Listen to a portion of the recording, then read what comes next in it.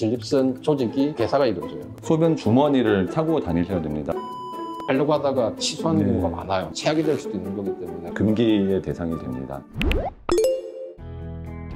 안녕하세요. 골드만 비뇨의학과 서울역점 류재만 원장입니다. 안녕하십니까. 골드만 비뇨기과 대표원장 김태현입니다. 반갑습니다. 요새 전립선 비대증 환자분들이 많으신데, 전립선 비대증이 있을 때 주로는 이제 약물 치료를 먼저 시작을 하게 되는데, 약물 치료에 뭐 효과가 없는 분들도 계시고, 또 약물 치료를 하는데 좀 부작용 때문에 드시기 힘드신 분들도 있고, 또 이제 전립선 약이 아무래도 평생 드셔야 되는 경우가 많다 보니까 약을 좀 끊고 싶으신 분들도 있고, 또는 이제 전립선 비대증에 여러 가지 합병증이 있어서 수술적인 치료를 이제 고민하시는 분들이 있으신데, 시중에 전립선 비대증 수술이 너무 많아요. 그래서 뭐 저희도 사실은 계속 새로운 기술들을 막 공부를 해야 되고 하는 상황인데, 환자분들은 더더욱 많이 헷갈리실 것 같고, 그 중에서도 작년에 한국에 도입된 수술이죠. 리줌이라고 하는 시술에 대해서 오늘 좀 설명을 좀 드리려고 하는데, 일단은 그 리줌 시술이 뭔지 간단히 좀 설명 주시면 감사하겠습니다.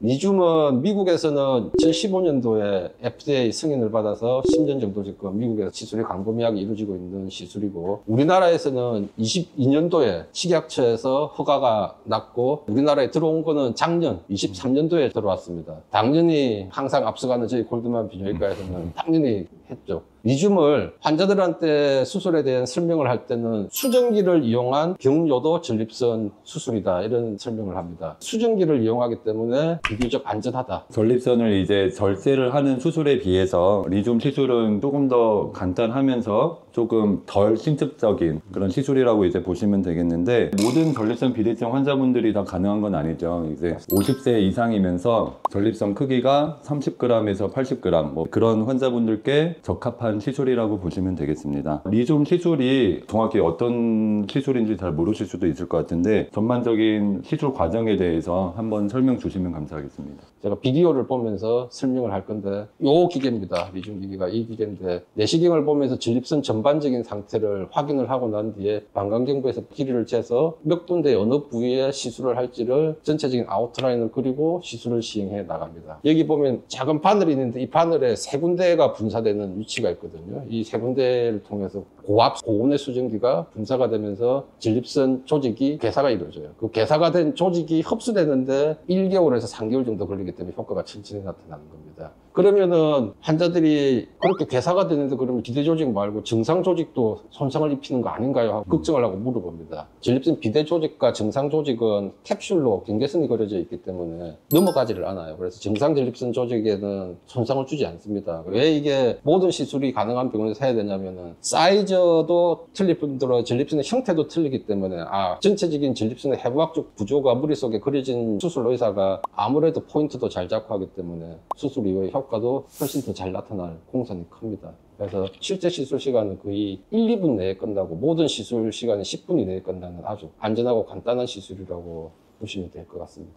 아까 말씀 주신 것처럼 리줌 시술을 하게 되면 소변줄을 짧게는 한 3일, 길게는 한 일주일 정도를 차야 된다는 게 고민들을 많이 하시거든요. 이게 보통 수술하고 방광에다 넣는 소변줄입니다. 근데 보통의 폴랩 수술 같은 경우에는 초기에 출혈이 이제 발생을 하기 때문에 저절로 이제 소변이 고이게 되는 소변 주머니를 차고 다니셔야 됩니다. 물론 이걸 가지고 계신 상황에서도 걸어 다니거나 이런 게 가능은 하지만 어찌됐든 훨씬 더 불편해 하시죠. 근데 이제 리줌 시술의 경우에는 주머니를 꼭 찰 필요는 없고, 이 소변 줄만 들어가 있는 거죠. 그러니까 실제로 요 끝에서 여기까지는 몸 안에 들어가 있는 거고, 몸 밖에 나와 있는 거는 대략 한 이 정도 됩니다. 그리고 평소에 생활할 때는 이 마개로 간단히 이제 막아놓고, 소변이 마른 느낌이 난다 하면은 보통 화장실 가시듯이 똑같이 가서 이것만 열면 일로 이제 소변이 배출이 됩니다. 그래서 실제로 해보면은 대부분의 분들이 소변줄 가지고 계신 동안에 크게 이제 불편한 건 없다고 말씀을 하시고, 그래서 일상생활을 바로 이어서 이제 하실 수 있다, 이런 게 이제 또 리줌 시술의 장점이 되겠습니다. 그러면 효과가 어느 정도 되느냐, 그리고 이런 게 혹시나 뭐 했는데 또 재발하는 거 아니냐, 이런 것들을 또 많이들 걱정을 하시는데, 그런 것 것들에 대해서 좀 한 말씀 해주십시오. 네. 네. 효과 부분에 있어서는 홀랩보다는 못하지만 다른 시술에 비해서는 또 높아요. 비교를 해보면 같은 성기능이 보존되는 전립선 결찰술이 5년 뒤에 재발 확률이 13.6%라고 보거든요. 그런데 이 리튬은 5년 뒤에 재발로 인해서 수술할 확률이 4.4%예요. 4.4%면은 거의 수술에 근접하는 효과를 발휘하기 때문에 효과도 상당히 어느 정도 보장되고 성기능이 보장된다. 그래서 환자의 니드나 상태나 이런 거에 따라서 환자와 주치의가 잘 선택을 하게 되면 꽤 만족스러운 시술 방법이 될 수 있겠다. 요즘 강조하고 싶습니다. 아무래도 폴립 수술을 비롯한 전립선 비대증 절제 수술의 경우에는 점막을 절제하는 과정이 동반되기 때문에 혈뇨라든가 자극 증상에 의한 불편감이 있는데 리튬 시술의 경우에는 점막을 절제하는 과정이 없기 때문에 확실히 그런 걸로 불편해하지는 않으시는 것 같아요. 지금 리튬 시술에 대해서 여러 가지 자세하게 좀 설명을 드렸는데 그러면 나는 어떤 거를 해야 되느냐 이런 거에 대한 고민이 많으실 것 같아서 우리가 전립선 비대증 절제 수술들 중에 지금 뭐 전 세계적으로 가장 골드 스탠다드라고 할 수 있는 폴립 수술에 비교해서 장단점을 일단 정리해서 간략하게 좀 말씀 좀 부탁드리겠습니다. 리튬은 아직까지 보험이 적용이 되지 않는 시술이라 비싸고 또 이 기계가 일회용이에요. 당연히 비쌀 수밖에 없어요. 근데 홀랩은 효과도 좋죠? 비용은 싸죠. 의사가 환자 입장에서 근유를 할 때 이 환자가 역행성 사정만 받아들인다 그러면은 그걸 근유하게 됩니다. 그래서 고령층인 분들은 이제 뭐 사정액이 안 나와도 괜찮지 이렇게 이야기하신다 그러면 당연히 그렇게 근유를 드려요. 근데 50대 분들은 사정액이 안 나온다 그러면 대부분 홀랩을 하려고 하다가 취소하는 경우가 많아요. 맞죠. 현장에서. 네. 그런 니드 때문에 나온 수술이라고 보시면 됩니다. 그래서 홀랩에 비해서 가장 큰 장점은 성기능이 보존되는 역행성 사정이 거의 100% 가깝게 생기지 않는다는 그게 가장 큰 장점이고, 홀랩은 우리가 전신 마취나 척추 마취를 해야 되는데 심폐기능 때문에 마취과 의사들이 마취를 못 해줘서 못하는 경우도 있거든요. 마취 부분에 있어서 국소 마취를 할 수 있는 장점이 있는, 또 선택적으로 한다 그러면은 홀랩은 이 소변줄을 차고 있어야 되기 때문에 직장 생활이나 이런 것들은 안 되지만은 이 리튬은 바로 가능하거든요. 당일날 퇴근하고 당일부터 바로 일상생활이 가능하기 때문에 그런 장점이 있는 대신에 단점은 일단 비싸다. 두 번째, 효과는 홀랩에 비해서는 떨어진다. 세 번째, 홀랩에 비해서 소변줄 차는 기간도 길다. 아까 제가 시술 보여드렸던 것처럼 고온의 수증기가 커지는 전립선 비대를 개사시켜서 흡수되는 데 시간이 한 달에서 석 달 걸리기 때문에 효과가 서서히 나타난다. 이런 단점이 있습니다.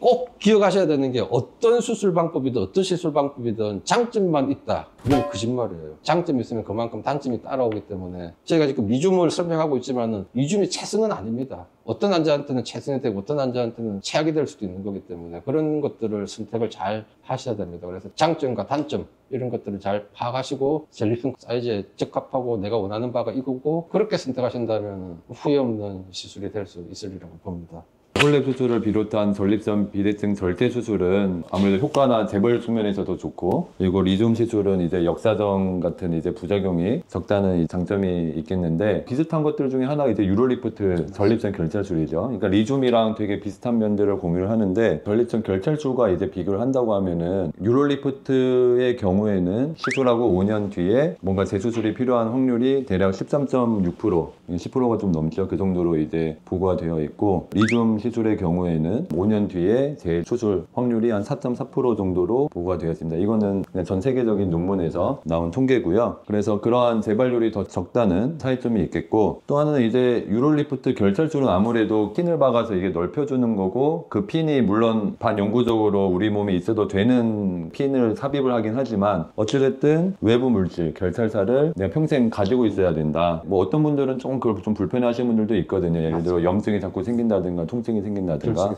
그래서 리튬 시술은 뭐 몸에 남는 그런 게 없다는 게 이제 또 장점일 수 있겠고, 또 하나 또 중요한 것들 중에 하나는 전립선 비대 조직은 크게 세 부위로 나눠요. 뭐 좌측엽, 우측엽, 중엽이라는 걸로 나뉩니다. 좌측엽, 우측엽은 이게 쉽게 해서 소변 나온 통로가 있으면 양측에서 좁게 만들어서 소변이 잘 안 나오게 할 수 있고, 중엽이라고 하는 거는 전립선에서 방광 쪽으로 튀어나온 조직이 이제 중엽이거든요. 근데 이제 그게 방광 쪽으로 많이 튀어나와 있는 분들이 있어요. 그거는 이제 생긴 생긴 게 다 다르듯이 전립선 비대증도 사람들마다 같은 크기라고 하더라도 모양이 다 다릅니다. 그래서 그런 중엽이 방광 쪽으로 뚝 튀어나와 있는 분들, 그런 분들은 전립선 결찰술이라는 걸 이용해서 양측엽을 이렇게 밀어준다고 해도 그 방광 쪽으로 튀어나온 중엽이 해결이 안 되기 때문에, 그래서 소변의 증상, 그러니까 막히는 증상이나 자주 마려운 증상들의 호전이 굉장히 경미하기 때문에 그런 중엽이 비대가 된 전립선 비대증 환자분들은 그 의학적으로 전립선 결찰술은 금기의 대상이 됩니다. 근데 리줌 시술은 그 부위에도 이러한 기구를 이용해서 그쪽에다가 바늘을 삽입해서 수증기를 주입을 할 수가 있기 때문에 중엽이 비대해서 소변이 불편하신 분들, 그런 모양인 경우에도 가능하다는 게 유로리프트 전립선 결찰술에 비해 장점이 되겠고, 다만 전립선 결찰술은 뭐 상황에 따라 다르지만 대부분은 수분줄을 안 산다는 게 또 장점입니다. 네, 그래서 오늘 전반적으로 리줌뿐만 아니고 다른 시술이나 수술과의 장단점에 대해서 전반적으로 간략히 좀 말씀을 드렸는데, 마지막으로 좀 하시고 싶은 말씀 있으시면. 리줌에 대해서 장점과 단점을 설명을 한 것처럼 전립선 비대 시술이 리줌이 가장 좋겠구나 이렇게 생각하시면 안 되고요. 환자 본인의 가장 잘 맞는 거, 전립선 비대 시술과 수술을 A에서 Z까지 다 할 수 있는 병원을 선택하시라. 저희 골드만에 오시면은 A부터 Z까지 다 되기 때문에 환자 개개인에 맞는, 환자분한테 이게 가장 잘 맞을 것 같습니다 하고 설명을 드릴 수 있으니까 믿고 찾아주시면 좋겠습니다. 아무래도 말씀하신 것처럼 홀랩 수술이라는 효과나 재발 중에서 가장 좋은 큰 수술 방법이 있고, 그거의 부작용들, 그런 것들이 많이 감소된 여러 가지 시술들 중에서는 지금 현재로서는 이제 리줌 시술이 제일 낫다, 이렇게 좀 정리를 해볼 수 있을 것 같고, 원래 이제 의학이라는 게 예전에는 최대한 이제 절제를 하건 그런 쪽으로 많이 연구가 됐다고 하면은, 이제는 삶의 질을 고려를 해서 개개인별로 약간 맞춤 치료를 하는 그런 방향으로 가고 있습니다. 그래서 뭐 무조건 모든 사람한테 가장 최고의 효과보다는 개개인별로, 아니면 그 사람이 원하는 거, 이런 것들에 대한 맞춤 치료들이 이제 중요한 시대가 되고 있고, 그러한 측면에서 리줌 시술도 굉장히 좋은 대안이 지금 되고 있다고 보시면 되겠습니다. 오늘 여러 가지 저희 말씀드렸던 게 좀 많이 고민하시는 분들, 또는 이제 전립선 비대증 약물 치료를 하고 계시는데 또 다른 방법들이 있나 고민되시는 분들께 조금이나마 도움이 됐으면 좋겠고요. 그런 것들에 대해서 상담이나 상의가 필요하시면 가까운 비뇨의학과, 또는 이제 A부터 Z가 가능한 훌륭한 비뇨의학과로 오시는 것도 한번 생각해 보시면 좋겠습니다. 마지막으로 또 강조하지만 사실은 대학병원하고 겸줬어도 저희 골드만처럼 모든 전립선 시술이 다 가능한 병원은 국내에서도 드뭅니다. 다 갖추고 있는 병원이기 때문에 편안하게 오셔서 나한테 가장 맞는 방법이 뭔지 이런 부분에 대해서 상의를 하시면 될 것 같습니다. 지금까지 들어주셔서 감사합니다. 감사합니다.